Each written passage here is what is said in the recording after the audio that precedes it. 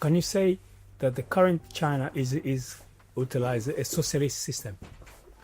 That's a very good question. You just say that. Did that come over? Good.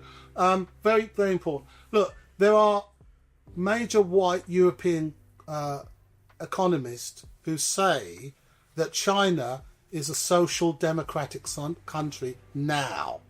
Okay, but there are also white European economists who say China is a communist country. Now, China has never called itself communist. It never has. It has communist parties, but it's never called itself communist. That's something that's put onto it. So one of the West's greatest economists, Richard Wolff, says that China's had communist parties, and that's probably something in the future. But right now, it's a social democratic, it has social democracy with Chinese characteristics. That's what it has. But it's not a communist country insofar as its main debtor is the United States. If the United States is poor, China is poor. You see? So that's what's going on. China is taking over from America. America's biggest debtor is China. It used to be Japan, it's now China. Okay, so in that sense, China it has communist parties, but it's a social democratic country, and it has free market economy within China. There's hundreds of Chinese who have businesses. It's not just a planned economy in China anymore.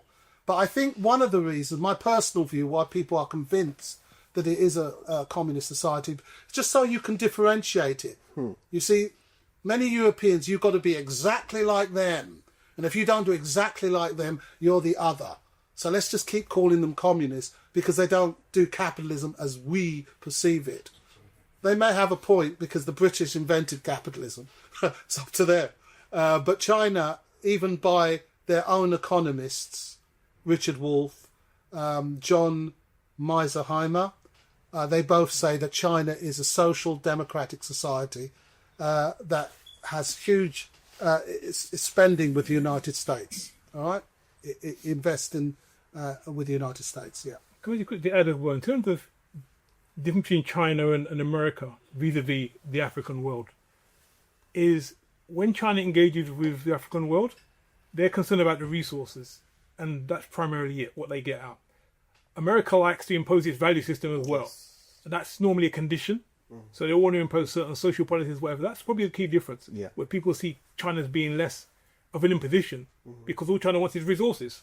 Don't say it's any less destructive, but America wants to put its social imprint on that country as well, which actually also obviously goes against our value system, where China says, do what you want. As long as we get the gold, then we get the resources, the oil, and as long as you pay us back. If you don't pay us back, then we take your stock. Take your mine, exactly. Interventionist foreign policy, non-interventionist. So, as I said, that's an excellent point there. Obviously. So the point is how you want to perceive China. I believe race was central to the making of the modern world. Oh, absolutely. All right. So I understand that capitalism needs to be critiqued. And Marxism is probably a good way of critiquing it. But I'm not going to see... To me, the problem with Marx is that he didn't think that white supremacy is a system. He believed that there was class discrimination, but he didn't believe class as a system of discrimination, but he didn't believe that race is a system. And all you've got to do is look at apartheid. That's a racial order. That was a racial order. So class comes into being...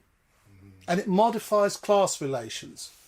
Okay, so Dr. Charles Mills will break it down. He's got his book, The Racial Contract, but also he's got an incredible video on YouTube called Materializing Race, and he explains it there. So I see China through a racial lens, and I don't see why I shouldn't.